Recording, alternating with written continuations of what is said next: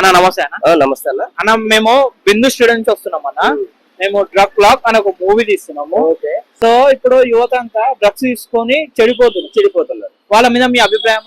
మా అభిప్రాయం అంటే యువత అనేది ఒక అబ్బాయిలు వాళ్ళ లైఫ్ కి సంబంధించిన విషయం. ఈ విషయంలో వాళ్ళ డ్రగ్స్ అనేది చాలా డేంజరస్. చాలా డేంజర్ అంటే ఇటు తల్లిదండ్రులకు మర్చిపోతారు, ఫ్రెండ్స్ కి మర్చిపోతారు, లోకాన్నే మర్చిపోయి వాళ్ళు ఏం చేస్తుండ్రో వాళ్ళకే అర్థం కావట్లేదు. డ్రగ్స్ తీసుకున్న తర్వాత 1 గంట నిశా ఉంటది.